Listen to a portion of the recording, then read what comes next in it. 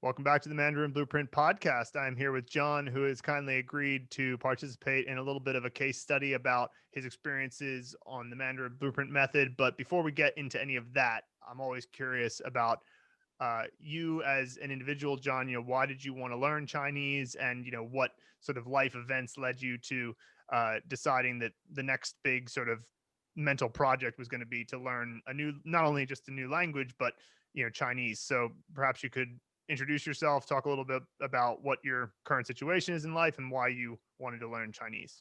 Okay, well, I guess one of the big drivers for Chinese is I married a Chinese woman. So she's Taiwanese. We've been married for a long time. And I just, maybe 4.5, 5 years ago, decided I need to learn this language. And I had learned Pinyin, and I learned a little bit, tiny bit. And then I went to the University of Minnesota, and I got into an accelerated class that basically did 2 beginning classes in 1 semester and 2 intermediate classes in 1 semester.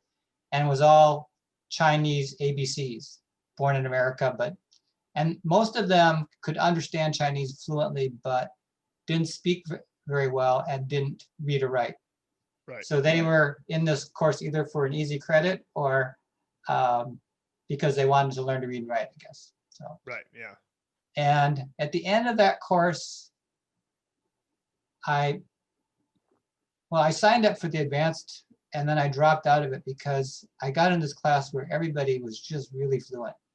They were all Chinese people, and the teacher was speaking the whole class in Chinese. And I said, I'm not going to be able to survive.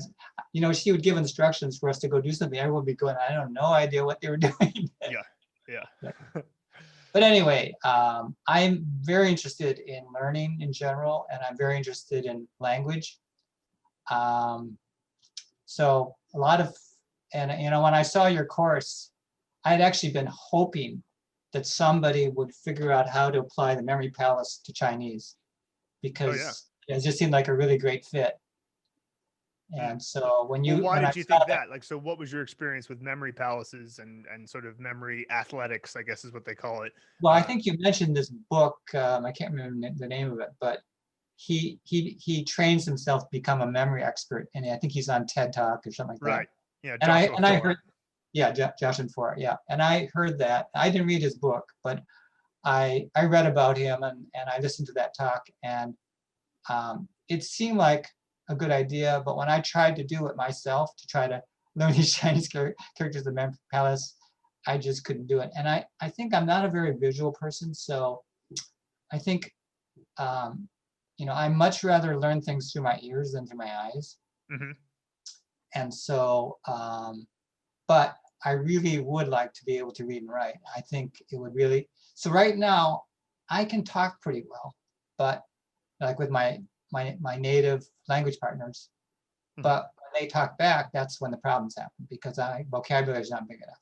And so I've been struggling for I'd say the past year to really try to ramp up that vocabulary. Just, I bought these 6 biographies, and I've been trying to just kind of memorize them basically.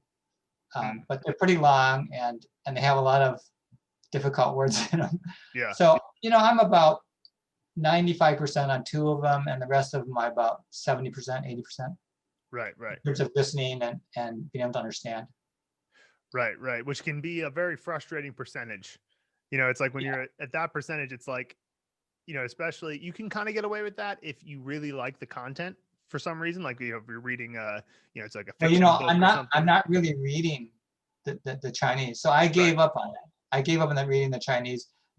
These books, they have an audio, they have the Chinese and the Pinyin combined, and then they have an English translation.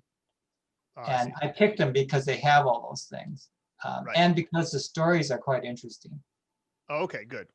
Gotcha. Okay, well then that could be some useful. So it looks like you've spent a fair bit of time looking into top-down content. So like good content that is like, you're going to look at this biography and try to understand it, even though you may not know a lot of the vocabulary, but see what you can, pick out of it that way, which is definitely like, we advocate for doing both top down and bottom up, but of course I see. Mandarin Blueprint is focused on the bottom up element because Yep.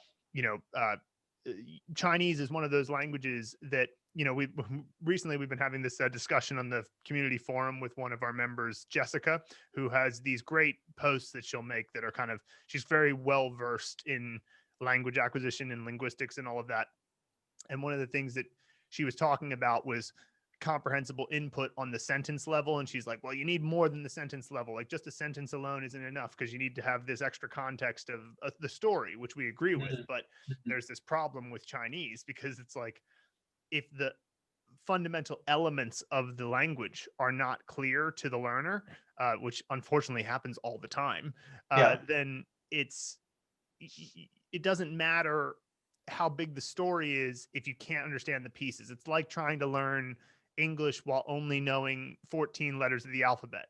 And like, Yeah. it's kind of silly because it's so easy to learn a letter of the alphabet, but still, like, just imagine that you just didn't know the remaining 12 letters. It's like you would struggle a lot, even though you're getting this input that you can maybe understand. And so we wanted to make sure that there's a way to focus on the bottom up content uh, in a systemized way, make sure you get all of those pieces in place. And then, the dream for us is to get to a point where after finishing all of Mandarin Blueprint, you can just go to native Chinese materials for your comprehensible input, which after we make the advanced course, I think we'll realize that goal, because the idea is that eventually you can acquire the language just naturally through native Chinese content. But Yeah. until then, you need stuff that is graded to your level and that helps you understand the elements. Like, it's like learning the periodic table. You got to learn these 3,000 characters. And if you Yeah. know them, and what's so fun is that once you know them, it's just this fun, like, romp through the language where you can experience like all these different connections happening. It's so enjoyable to read a long form content that has a bunch of words you don't know, but you know all the characters, because then you just get a sense of the characters that are like, it's much deeper than, what the Hands and Movie Method can give you by itself, or, what learning the basic words can give you. Is quite fun. So you were doing that. But that must have eventually gotten pretty frustrating doing the, reading the biographies in that way. I mean, I suppose you're still working on it, but like, that must have led you to wanting to find something like what we have. Is that accurate to say? Um, well, one of the things I realized is that if you want to have fluent conversations with a native person, you need a pretty large vocabulary. Mm-hmm. And I just got this feeling that I was never going to get there. As fast as I was running and swimming, I was never going to get there. The target was just always beyond my reach, and it was like, I was really trying hard too. And I would say to my language partners who I've had for like a couple of years now, am I improving? Oh yeah, you're improving. And I said, but I don't feel like I'm improving. I'm still, when you talk, I'm always asking you, what does this mean? What does this mean? And so I decided that, I think I intuitively knew that the proper way to study Chinese is to learn the characters. That's what the Chinese do. And learning through reading is a very powerful way to acquire language. And I wasn't doing that. And I wasn't doing it because I tried to do it and it was just too hard. Mm-hmm. And until your system came up, I didn't think I could do it. I didn't think I could learn 3,000 of these abstract things. And so, so thank you very much for providing the system. Yeah. Well, I mean, that's the the issue. You left a comment on one of the rapid acquisition crash course lessons that we put as a bonus video. And, that was the thing that, that's the thing that is the key that opens the lock for people with Chinese, is to recognize that so long, I mean, sure, you have to go through this long process of learning characters with this special method of using the memory athletics, but, and so that therefore makes Chinese a longer language to learn than others. But longer is the key word, not harder, because it's like, once you get the characters, most of the grammar is quite straightforward, and it's quite enjoyable. And it's just fun to operate in a language that doesn't base its meanings on alphabet and sort of, words constructed from alphabetical letters. It's like, sort of, it just inevitably changes how you think a bit, which is, it's hard to pin down what value that has other than just subjectively. It just feels hugely valuable to be able to think about things in different conceptual frames, because every character is like a piece of a word, kind of, and so you kind of get these senses of these characters, and also they tend to have a little bit of history in them, and there's a reason why they ended up developing the way they did, which is quite cool, and it gives you a sense of not just the sort of cultural history of China, but also the religious history of China, in the sense that there's Taoist and Buddhist sort of influences in the language, and then of course there's Confucian influence in the language, and it's just fascinating to see that, especially having not grown up in China. That makes quite the difference. So obviously, one thing, if you were to succeed in getting your Chinese to a proficient level, is you'd be able to more easily be able to connect with your wife. But is there any other sort of areas where you would want to apply the Chinese knowledge? Is there any like professional areas or just any other areas of your life where you would, assuming you reach proficiency, that the level you want, that you would apply it to? Well, my wife and I, we have a lot of Chinese friends, and we get together, and of course they're all speaking Chinese. And even though I've been studying this language for a long time, I understand hardly any of it. They jabber away, and I pick up a word here and there, but it's like they're not speaking Chinese, And part of it might be that they're Taiwanese, so they have a little bit of different vocabulary than mainland Chinese, and I studied pretty much mainland Chinese. But I think the main thing is that I don't know enough words, and maybe my listening skills aren't good enough. But they have been improving a lot. So I think we haven't gotten together for a long time because of COVID, but I think the next time we get together, I'm hoping it'll be much better, and especially with this course. I think this course is going to do amazing things for my ability to speak and listen, because I think there's a real problem with just trying to, I made these audios where I would go through frequency lists and just say all these vocabulary words and try to memorize them that way. But there's like 20 words that sound like E. And how we keep all those straight, And I think that's the real problem with not having the characters. Words that sound so similar or even exactly the same. And then I remember I was doing it was maybe Chinese pop-up Chinese, I think it was what it was. And it was there's this this phrase that is like kind of a don't hurt the feelings of the Chinese people. It's like sort of this thing you'll hear every now and then, so 别伤害中国人的心, right? And so that Shanghai sounds like Shanghai, the city. And I remember I was listening to it and I was like, don't Shanghai Chinese people's hearts? What do you say? And it's oh, but then now I know those two characters very clearly. Shang means to wound and hai means to harm. So Shanghai. And I mean, they are different tones, but that's the type of thing. It's easy when you're just listening to mess up, and then you're like, what's going on? And those types of things happen all the time. But of course, visually, the characters look nothing like each other. So it's that key that allows you to go from, it just gives you the tool to be able to differentiate, which is something that you can't do with just the audio, or at least it's far harder to do. It's like not literally impossible, but it's way more time, way more listening. And of course, listening always is the final step. You can usually when it comes to reading, writing, speaking, listening is almost always, I mean, speaking's tough too, but it's certainly reading and writing are easier than speaking and listening overall, or they take less time, I should say. But still though, there's no doubt that reading helps your listening, because when you see the reading, especially if you're also listening to audio of what you're reading, the interleaved learning, it increases your vocabulary. When your vocabulary gets increased, you have more sense of grammar structure and what word could fit here. It's like you see, today I was answering a question on the podcast where one of the members of the course was struggling with a sentence that said, 父母对孩子的爱都很深，每个父母的爱，对孩子的爱. And he was looking at I and going, well, that's a verb, to love. But because it's 父母对孩子的爱, it's after 的, which means that it must mean it's a noun. It's like their love for their children in that way. And that is one of those things that you can only kind of figure out once you've seen the structures enough time and go, well, verbs never come after duh in that way. But like if you were just listening, I mean, really tough to figure that out without reading it a lot.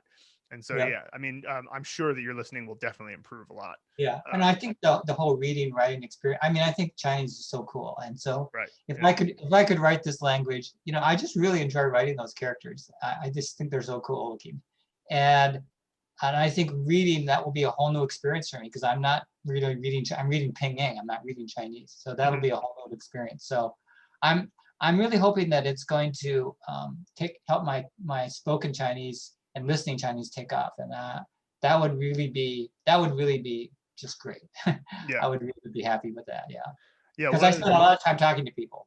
Sure, sure. And the best, and it's what's good for you is you'll have plenty of opportunities to activate the passive vocabulary. So like, you know, if you're somebody who's not around Chinese people, but learning Chinese, you're going to have to be a bit more proactive in getting on like italki or one of these language exchange apps that are around. Yeah. To make sure you have a chance to practice speaking, because the process is that you build up passive vocabulary first through input, listening and reading, and then you speak, and then that activates the passive vocabulary. And this is just what I say to people to help them understand that concept is that if you're listening to a college professor who has a really higher vocabulary than you have, you still can understand what they're saying. They're just using a bunch of words that you don't use in your day-to-day life, but you can get it through the context. And so eventually, though, if you kept watching that college professor speak every day at lectures, you'd say one of the words that they used in just everyday conversation, and then it's activated. It's like you've activated that piece of vocabulary into your day-to-day speech. So what you can understand is always more than what you can say. Yeah, no, I understand all that. That's what the speaking practice is for. And so like, yeah, you'll especially as you get further into the course, you're going to get into more sentences, and then into phase 4 with the graded readers, and phase 5 and all of that. We're about to release a bunch of new articles in the intermediate course, which will be really helpful for people. Okay. Yeah, sorry, you were saying? Do you have, for comprehensive input, do you have audios? Yeah.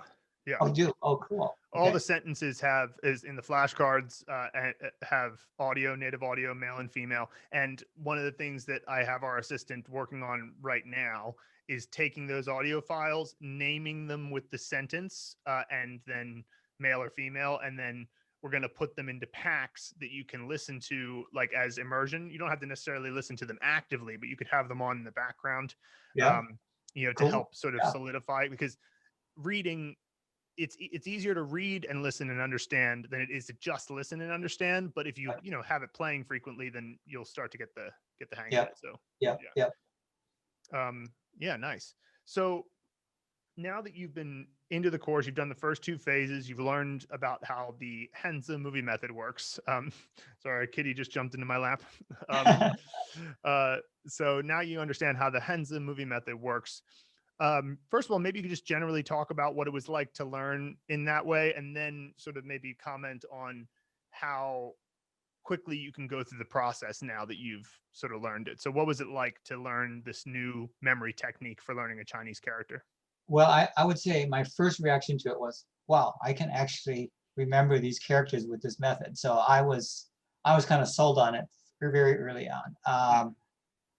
I'm not a very visual person, so and a lot of your members, they have, it seems to me, very like in you, have very strong emotional ties to all kinds of stuff out there in movies and books and comic books and animation, which I don't have. And so I feel like my library is like this big and your library is this big. But and I'm not a very visual person, but I think that by seeing all your examples, I'm getting better at it. I feel like my movies are getting better. And if you ask me how long does it take me to learn a character, I say sometimes I learn them instantly. I come up with this movie and then I don't have to worry about those characters anymore. But there are other ones where I struggle with getting the right movie that I can remember them. And so some of those I have to edit. I would say I have to go back and reformulate. Right. And some of them I have to go through Anki a few iterations before I associate the character with the movie. And sometimes, because I've been studying Chinese for a while, I know what the word means and I know how to pronounce it before I can remember how to write it. Or I can, Yeah. yeah, yeah. Yeah, well, anybody who already has some experience with Chinese, we just recommend that you just be a little strict with yourself and say, do you really know it? Like, do you know the tone? Do you know the pinyin pronunciation for sure? Like, and if you do, and you know the components, then you can, skip that character if you want, or do like a modified scene that just gets at the point that you're missing, whatever it is. But yeah, like what's so nice about having the spaced repetition software alongside it is that you don't have to worry about it too much in the learning process, because you'll find out, sometimes you have scenes. I've had so many scenes that I thought, I don't think that's good enough. That scene feels to me like it's weak. And then I just remember it. So it worked, and then other times I was like, that scene was hilarious. I'll remember that forever. And then like next day I'm like, what was happening again? So it's funny how like, these memory things, you get better at them and whatever. But I wanted to comment on your point about saying that you're not too visual. I've heard some memory athletics spokespeople talking about how, like there's like a scale of like 1 to 6. Well, I guess 0 to 6. And some people have aphantasia, which is like where they can't visualize anything in their mind's eye. But that's kind of very rare for that to happen. But occasionally that can happen. But even those people have a chance, because essentially it's not just visual. Like visualization is, of course, what we'll call it, mnemonic visualization and everything. But you have other senses, so you can use I use music all the time, like, because I'm a musician, and so I use songs and sort of like the type of sort of sound effects in movie soundtrack moments, or like whatever. It doesn't have to be from a specific movie. It could just be that tense background music that happens when a movie is trying to make you feel suspense or something. And all those things, I mean, it would be tricky if you didn't have like a room that you could imagine. But even people who are on the 1 or 2 end of the scale, where they can't visualize very well, they can usually at least sort of say, okay, I'm generally imagining my middle school or something like that. I'm in my middle school gymnasium.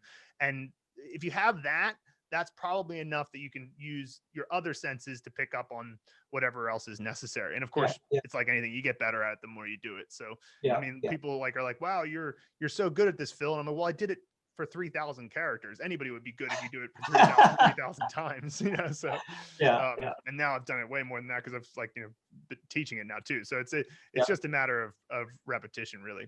How many characters do you think you know now? Well, I learned, 3,000 consciously, like with the intention of and using all of the Henza movie method and whatever. But then from there were several characters that I came across at university there's like a lot of words that the reason why the characters aren't frequent is because it's the only word that they're used in.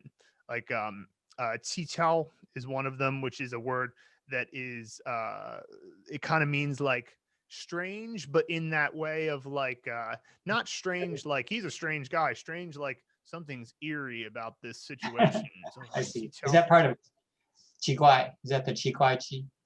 It's a different qi, and that's what I'm saying, is that like that qiqiao there is like a couple of characters that I wouldn't have learned individually, because they happen to fall into that weird category where really it's only the word where they're ever used, right? Same thing with the word pai huai, which means to like linger on something. You could pai huai on a question that's bothering you, kind of pace back and forth, or you could literally pai huai outside of a door, like you're like, should I go in? I don't know, and you're kind of pacing back and forth. And those characters aren't used in any other word except for pai huai. So I learned some of those, and then of course you learn the characters that are just through context. So like eventually you reach a point where the vast majority of all components, enough so that if there's a word you don't know in a paragraph, it doesn't affect the meaning of the paragraph to you. I mean, it would have to be a really key word for you to not understand the whole paragraph, right? So you can kind of figure out what it means that way. And then because there's often a phonetic clue in a character, it's usually the right side component, from a statistical perspective, it's going to be most likely the right side component is a clue to the phonetic side. It's not always, but most of the time. And so you can look and you can quickly learn a character either by looking it up or just being able to tell if you're listening to something. I did a lot of listening, and there's this great app called Topdown, which is they call it knowledge service. It's just like they have these articles that are just about a topic like health or philosophy or economics, and they all have a text and they all have a professional recording. And they're not meant for Chinese learners. They're meant for Chinese people who just want to, the idea is they give a bunch of free content and then they offer, paid courses, kind of like, sort of like what we do. So, they have this, these articles, and I would listen and read, and that helps a lot, because if you are reading and listening at the same time and there's a couple of characters you don't know, but they have those phonetic hints in the right side component, and you hear the person say it, you go, oh, got it, that's how they say that, and I've confirmed it, so I don't have to look it up in the dictionary. Now sometimes you can look it up in the dictionary and you pick it up pretty quickly. So the long answer to your question is, I don't know, 5,000 or 6,000 maybe at this point. But about half. So let's say I know 6,000. Half of them are like picked up naturally from the 3,000 I originally learned, which is part of the reason why we say those 3,000 are the key. That's like, if you get those, you can easily learn more from there naturally. So yeah. But so as you've gone through Mandarin Blueprint Method, first of all, did you do the pronunciation mastery course as well? I didn't do that. Okay. I might still do it. My language partners say they don't think I need to work on my pronunciation, but it probably wouldn't hurt me to do it. Sure. What I did when I was studying Chinese was, there's all these things on the internet that tell you where to put your tongue for all the different sounds in Chinese. Right. And so I made flashcards for every one of those, and I practiced doing that. So they're probably fine then. I mean, like the pronunciation course, I learned some stuff from it. That's what I always tell people, is that I was editing it, and Luke would make a point and I'd be like, I didn't know that before. Yeah, I'm sure I would learn something. I just haven't taken the time to do it. Sure. Okay, well, good. So then, so then when you were doing, as you've been going through this and you started getting into the words, we recently added these extra things that we're calling living links to words, which are kind of the idea of taking a 2-character word, usually it's 2-character words, and trying to come up with connections to it. It's a little bit less rigorous than the Hansa movie method, because it doesn't have to be, because it's only one step away from seeing it in context. But have you done any of that? And what were your thoughts so far on like taking a 2-character word and trying to understand how the characters relate to each other and thinking of connections to it? How has that element been going for you so far? I don't think I've really been doing that. Oh, okay, sure. I mean, you'll have more opportunities to. I mean, these words so far, most of them I already know them.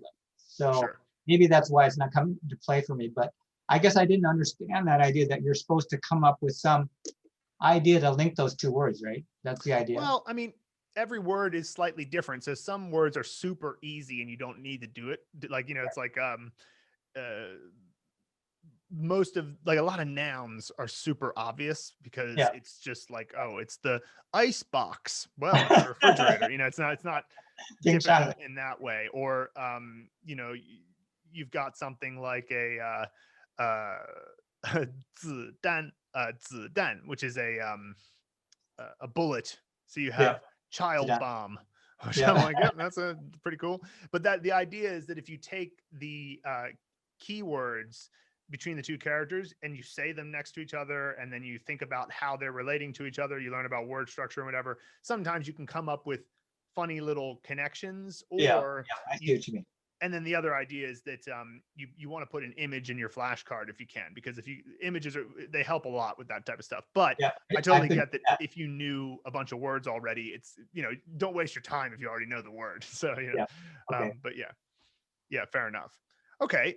So Can you tell me a little bit about what you thought of the sort of community aspect of the course? So this is something we're always interested in because people leave comments below the videos. There's we have a community forum, we have a podcast that we do, and so I'm curious how that influences your experience of the course, and what comments you might have about that.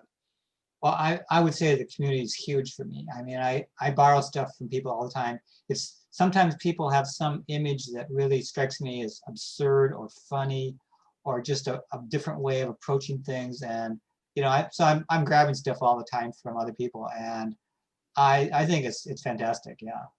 Sometimes people will say something that'll just make me laugh and say, "Oh, I got to have that in mind. Somehow I got to incorporate that into my scene." Yeah.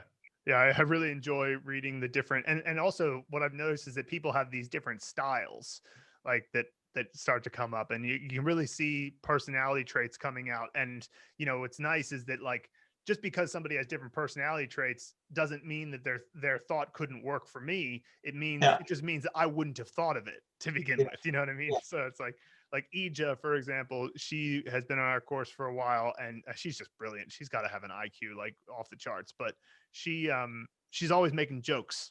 She's always finding puns and like things she could say with it. And that her scenes make me laugh out loud more than any other. So I was, and just things like that. There's this guy Rick in the intermediate course who he just tends to have. He just connects all these little things that aren't necessarily in the method, but they help him remember things. Like he'll say, there was a character Kong, which means control, and the left side component is a hand, and the right side component is the character Kong, which means empty. And so he was saying, I'm gonna do work, which is the bottom right I-beam component, to make my backyard empty, and then use my arm E, which is like to defend my backyard and control it, right? I was just like, I would have never thought about like army and control and like the component arm, and like it's really enjoyable to see people doing that. And it's such a great thing to have this technology, because when I think about what I learned from, which is the book Remembering the Simplified Handle by James Isaac, great book and revolutionary, but at the end of the day, there's no comments below the characters where you can see people's input, and it's this fantastic thing where the technology allows for that to happen. And so and do you listen to the podcast? I did the podcast. Oh, you mean these are podcasts that are outside the course? Like we just we do a weekly podcast and we answer people's questions and comments and stuff. Well, I said I listen to them in the sense that sometimes you reference them and I go listen to them from the course, but I haven't just gone to listen to them. I'm kind of trying to do a lot of stuff right now. One of my interests is guitar and piano, so I spend a lot of time with music, and then so I try to get the Chinese stuff done every day and the music stuff done every day. So it's kind of a race for me. But so my goal is to be done with intermediate by end of this year. Oh, okay. Yeah. Which I calculated to be if I can do 4 characters every day. Yeah. And that doesn't seem to be too ambitious. In fact, you mentioned somebody that learns 50 characters a day. Well, I mean, it's like if you're only focused on characters. So like, it's like, you could, somebody in your position might be well served by, so like the way the course is structured is that the Hands-a-Movie method from this point on where you are now, the Hands-a-Movie method is in the first half, and the vocabulary living links is in the first half of a level, and then the second half of the level is all of that vocab in context, so in sentences, and we give grammar points and things like that. And that part of it takes longer because it's especially at the beginning of phase 3, because you're just learning these grammar structures for the first time. I mean, obviously not. And I think that part's first time easier. But I think that part's going to be easier for me. Oh yeah, probably will be easier for you. So, but it's like 4 characters is if it were just the Hands-a-Movie method, that's easy to do per day. But bear in mind that it's 4 characters and their associated unlocked words and their associated unlocked sentences. It's going to take more time once we get to the sentences. Yeah, for sure. And then we have longer form stories as well. Would you say twice as much time? It's hard to say because it's like, Right. it depends on the word. It's like some Yep. words are really easy to pick up on, and then other words are kind of confusing. But there's also this trust you can have in your flashcards. What naturally happens with all the sentences is that you end up spending most of your flashcard time is spent on sentences, but that's how you would want it to be, really. Like, it's like, sure, you want to learn new characters, you have to learn new characters, but they don't take as much time to go through on your flashcards, and you can maintain that knowledge. Yeah. But the sentences, you get a lot of them, and then it might take a certain chunk of your day to go through those sentences, but that's great. It's great stuff because you're getting that comprehensible input over and over. And Yeah.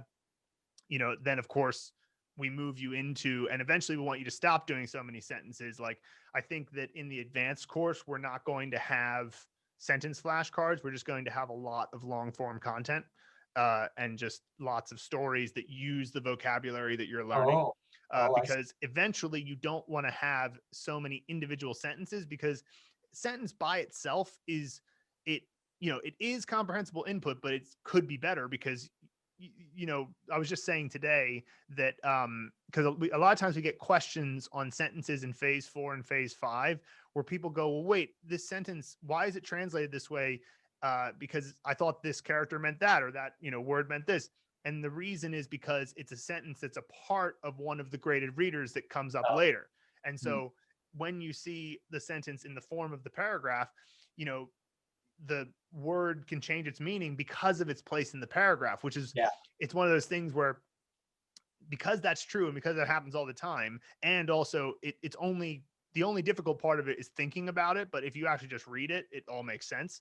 So like, we encourage people to, as quickly as possible, get to longer form content, but that doesn't mean, still the sentences are very useful too. And so you go through this period of your study where sentences and sentence flashcards are a big part of it, but that's probably like a year maybe, where Yeah. sentences are like the main locus. And then Yep. you want to quickly after that move into your main focus being paragraphs or longer form articles that are graded to your level. And then it obviously you eventually get to the point where you can just use native content. And once you get to native content, even if you're not as quote unquote fluent as you want to be, like, there's nothing stopping you at that point. There's no major barriers. So it's just a matter of continuing to, like, I don't know, read the news or something. Right. So, Yeah. yeah, nice. Cool. So any suggestions for how we might be able to improve the course? So this is something I'm always interested in because, Yeah. and from your perspective too, having known some Chinese already, any areas where you feel like we're missing something or we're doing too much or too little of something, we always like that type of feedback. I think you've done a fantastic job. I can't think of anything that I would change. I haven't experienced your sentences yet, but I'm looking forward to that. But I have some other kind of suggestions, that not things that that you're doing now that I would change, but things that you might want to consider. And this first idea is kind of, I'm not sure if it's a good idea or not, but I'm always frustrated by the fact that I really don't know where I am. I never know if I'm improving or not. And so now obviously your vocabulary thing is going to give you a metric. It's going to give you how many characters do I know, right? So that's great. But I was thinking of maybe you could have some kind of rough way to rate your reading and listening skills. So maybe you could have HSK3 articles, HSK4 articles. So if you can read these articles, you're HSK3. If you can read these articles, you're HSK4, and so on. And then I had another idea that maybe, and this probably would be just for people that have maybe made it past intermediate or into the advanced, for members to partner with each other.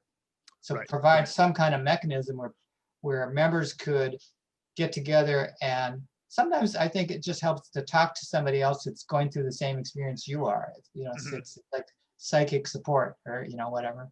Yeah. But the other thing is to practice speaking, and everyone going through your course is going to have the same vocabulary, so it might be interesting to partner with them. Of course, they won't be talking to a native, but people could take your HSK audios and articles and kind of rate themselves. Well, I'm at HSK 5 now. partner with somebody else that's also at HSK5. So you partner with somebody that's at a similar level. I don't know if that makes sense to me. Yeah, I mean, I certainly think that having a study partner, especially one who holds you accountable and like, maybe you like look at an article together could be good. I'm not so sure though about speaking, having a conversation because there are so many Chinese people available to have conversations Yeah, with. that's true. And so it's kind of like you want to speak with somebody who what they're saying is correct grammatically, and so Yeah. unfortunately, it's like one of those things where obviously when you speak, and this is why output from writing is very useful in your early days Yeah. as a form of output, because you've got time. If you're speaking in, some of your early days of learning, what can happen is that you say something totally wrong and then you think later about how you should have said it, but of Yeah. course the time has passed, and so that's what's nice about practicing your writing. Now I think that practicing some writing with people and like going, comparing notes, there's also these great services. We wrote this article about some of the best resources to learn Chinese, and then we included in them some websites where you can post like a paragraph, and Chinese people will come in and they'll like edit it and show you where you could have improved the language or made it clearer, and then like you just edit some English on the website, and that gets you points, and you have like karma points and whatever. And so there's good stuff like that you can do. But yeah, I would recommend that if you're going to practice your speaking, you should do it with a native speaker if possible. Okay. Yeah. I have a couple other things. One was maybe a place on your website where members and maybe you and Luke could share reviews of tools, apps, reading material, whatever things that you think really helped you, and just a place to go to see what other people are doing and read reviews. So you might consider trying this website or this app or whatever. Mm-hmm, mm-hmm. Really, what that comes down to is us organizing the community forum better, because a lot of that stuff is there, but I see.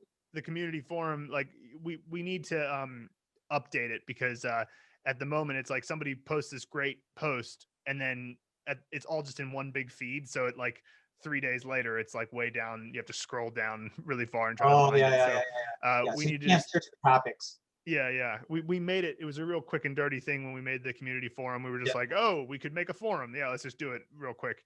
And so now it's actually gotten sort of popular. And so we want to make sure that we should organize it better. And that way we can have things like that, where it's like, this is just for resources that you're trying out, and then this bit is just for meetups with other members, and then this bit is that type of thing. So this is a suggestion that is now on our list, on our ever-growing list of improvements. But yeah, that's a good suggestion there for sure. This other idea is just something for fun. I think that you and Phil are kind of our heroes, and so it'd be kind of interesting to just have you two speaking Chinese to each other. Oh, right. Yeah, and make a video of that. I think that would be, I would find that really interesting to watch. Oh yeah, sure. Yeah, That's a interesting suggestion, I suppose. It's funny. It's this weird thing, right? Where because we're foreigners who learn Chinese, we therefore know the struggle, and that's what gave us the ability to make the course as it is. But what's nice is that we'll never get too big-headed, because we're not as good at speaking Chinese as a native speaker.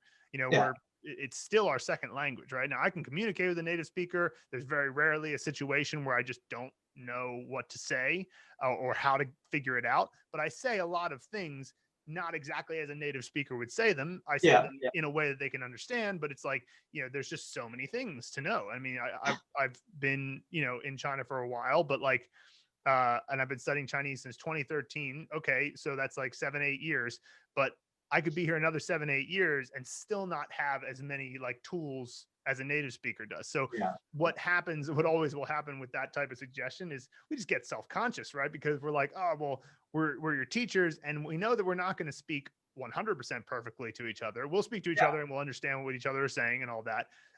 But it's like, sort of like that, what do you call that? The imposter syndrome feeling, even though it's totally, it's not valid, but you feel it because you're like, I'm putting myself out there as a Chinese teacher. I must have perfect Chinese at all times, right? And it's like, well, no, that's not really the goal with any language. And also nobody speaks perfectly all the time, including Chinese people. People like things that, one thing that Chinese people do all the time is they'll realize that they forgot to say something earlier in the sentence, and they'll just tack it onto the end. So they'll be like, 今天天气太好了，我觉得. So just throw in 我觉得 at the end. Yeah, Like yeah. something like that. And it's just a simple thing, and they do that all the time, and it's wrong, but it doesn't matter. It's like it's not, and nobody thinks about it. Well, I Nobody's mean, like, wow. we don't speak perfect English all the time. We make mistakes. Yeah. Right. And but it's that's definitely the thing that comes up, and it's a, what it is. It's like people that it's not even Chinese people, because Chinese people are cool about it. They're just like, hey, whatever, you're learning our language. It's amazing that you're even gotten this far. Another idea is to, maybe when you have this advanced course and you get people that are pretty good at speaking, you and Luke have some videos where you speak Chinese to them, because I think that seeing that, people say, wow, these people are actually speaking Chinese, and they're understanding Chinese. I could do that. They did it. I can do that. I think it would be a motivational thing. Yeah, no, I agree. I think that, that concern that I have, and I think that, Luke has from time to time, we should just, not worry about it too much. I actually did a podcast in Chinese years ago with a different friend, Scott. Yeah. Who's got excellent spoken Chinese. And, it's so funny. Like, we did it partially because this is a challenge to ourselves. But my Chinese was so terrible. I go back and listen to it. I was like, oh, I can't listen to this, because I got a lot better over the years. And but it was a good thing to do, because it kind of made us, have to try to express ourselves and have to try to activate the language. And that was quite that was quite fun to do. So yeah, I think we should do something similar. Maybe not like a weekly podcast, but something where we occasionally get together and just have a conversation about what's going on in life in Chinese, and just, go from there. And then we can, we'll just record it. And if there's a part of it we don't really feel like we nailed, we'll just leave that part out. So, do you know a guy named Scott Young? He has his own blog, and he did this experiment where he tried to learn 4 languages 1 year. He would go to a country for a year. So he went to China for a year, and interesting, he was able to pass HSK4, right? Nice. Which I thought was pretty amazing. Yeah. And he's a businessman, so he thought, well, I'll go to China and try to sell my products to the Chinese. So he went there, and this is really interesting. He went there, and he explained his products to them in Chinese, no problem. Then the questions came. He said, I had no idea what they were saying. It was like they were speaking another language. He said, I was just totally lost. So he said, there's something about, even though I'm HSK4, I'm not really that fluent. He was kind of dumbfounded by that. I felt that way after HSK6. I took the HSK6, and I remember I passed it, and I remember I thought, this teaches me something, that the HSK is not the right metric, because I passed it and I got the certificate, and and I mean, my Chinese was pretty good, but like, it was still like, I didn't feel like I could just easily and casually sit down and have a conversation with a Chinese person and feel confident in the situation. I was kind of, I felt confident I could read an article, but like, I didn't feel yet, because again, listening is kind of the last thing, right? And speaking and listening don't come as quickly. So like, this was back in 2016, I suppose. And I remember passing it, and that kind of informed a lot of our thinking with Mandarin Blueprint, which was, don't use the HSK as too much of a metric. Now, we did, because of everybody cares about the HSK to some degree, we made sure that after the intermediate course, we've covered all the vocabulary in the through the HSK4. And I actually reckon that people could probably do pretty well in the HSK5 as well, just because there's so much good content in the Mandarin Blueprint method. But certainly the HSK4 would be no problem.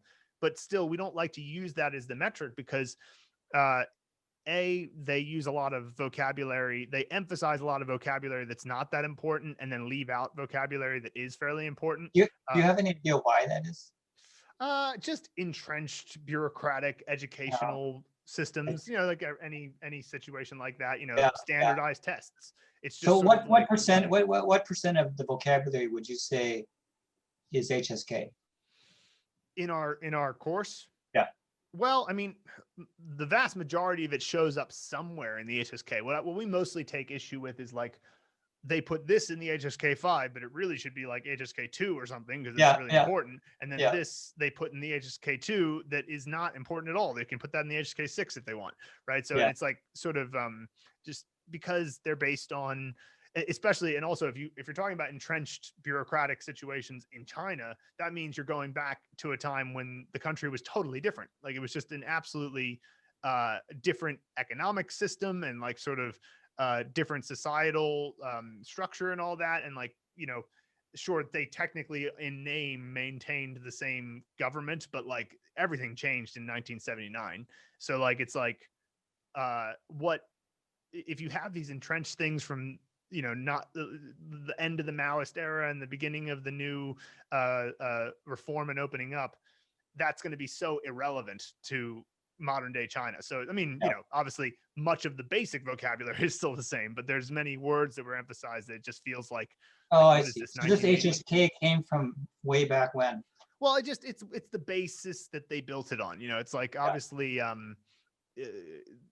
I'm sure that the HSK has gone through many iterations and updates and all that, but it's just when we experienced it and when we looked through it and it was funny, the test, the HSK 6, I did manage to pass it, but the last bit, the last section is that you have I think it's 10 minutes to read a 1,000 character article and then 35 minutes to write a 400 character summary of the article.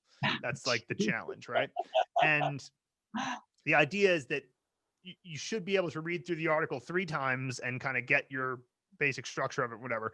And sometimes it was the article was like, this guy bought salt for his daughter and she thought it was sugar, and oh my gosh, the shenanigans that happened, right? And then the one we got was like about 7 warring nations in the Song Dynasty. Oh, it was rough.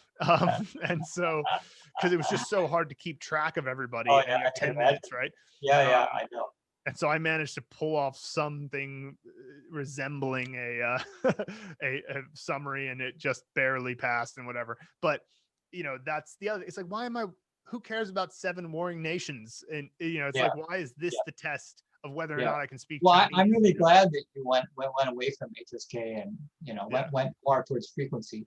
yeah. We built it all based on frequency, including things in the locus. The in the sorry, the we used these corpuses that had um Weibo inside it as well. Like, so we, and a couple of other online blog, sources, so that Yeah, it wouldn't just be these newspaper periodicals and stuff yeah, that are too formal and too, antiquated. Like I read the news now. It was something I saw a video come up, and it was the guy on the the standing committee of the Communist Party, and he was Wang Yi, and he's the foreign ambassador. He's like the highest up in diplomacy, basically. And yeah. he was making this comment about relations with the U.S., and I wanted to see what it would be, and it was just like there was no difference between reading what he said and watching the video of what he said. Like I it was see. just exact. It was just he was just reading from a script essentially, and it, like, I went, this whole element of Chinese, the sort of um Guanfang Yuyan is what it's called. Like the Guanfang is like the bureaucratic side, like, so like bureaucratic language, basically. That entire side of it is a huge part because it's in the news all the time, right? But it's not, it's just stale. It doesn't have a lot of emotion to it. It's kind of it's just very, like I say, there's no difference between hearing somebody speak it and reading it on the page in terms of how it feels. So that, and there's too much emphasis on that in a lot of the academic um materials and the HSK and stuff. And it's like, yeah, you got to know it, I guess, if you want to be able to participate in that element of the Chinese language world, which is fine. And I enjoy it. I think it's interesting sometimes, but it's dry. It's very Mm, dry. And there's yeah, a bunch of Chinese that's not dry. And it's like all in the, Weibo space, in the like sort of Yoku and online creator space and some various TV shows and stuff. And you're not going to get that as much with the HSK because I don't know. I guess it can't be informal. It's the HSK. It's a very big deal, right? Like say, got a lot of Mensa involved, so it's a lot of face has to be involved in this one. So we can't just have people saying these casual words that are all from the internet. It's got to be Guanfang Yuyan, and so that's my basic problem with the HSK is like it's too focused on the Guanfang Yuyan, not enough on everyday speech. But yeah, so that's why our frequency list had it all. It's like we had all of it in there. And so, yeah. Anyway, great suggestions overall. So I guess my final question for you is just, would you recommend Mandarin Blueprint to somebody looking to learn Chinese? Yeah, I would. And, I think the correct way to learn Chinese is to learn the characters. And there isn't anything out there that even comes close to being able to do it except for your system right now. And so if I had done this from day one, I'd be so far much further ahead. So yeah, I think it's great. I think a lot of people studying Chinese just kind of give up. They get to a certain level and they give up, or they stay at the same level. Like I've been at the same level for a long time, just because you just can't get enough vocabulary with just trying to read stuff and learn vocabulary. I think this systematic approach is what's really needed. And I think one of the strongest things is what you've done with the frequency, not only teaching us the characters, and putting them in an order, systematic order, so that this character helps you learn this character, but also giving us characters that we're going to use. Because if you need to learn 3,000 characters, you don't want to waste time learning a bunch of things that you're never going to use. So I think all those things are just huge. And I think the people that come and take your course are really lucky that they found this. It's awesome. Quite a gold mine. Yeah. Awesome. Well, you're going to keep moving through phase 3 at this point, and I'll be very curious to see how you do with the next 3 phases. And let's catch up again when you finish phase 5, like the foundation course, which is about 80% of Chinese by frequency. And let's see how you're feeling then. I think that I'm very curious to see how you go, because you have this situation where you do know a lot of Chinese, but you're trying to connect the dots on the reading level and improve your listening in that way. So that'll be really interesting. I'll be curious to check in with you. We'll send you another email after you press complete on the level 36 review. Okay. So, all right. Yeah. Really enjoy talking to you. Thanks, John. Yep.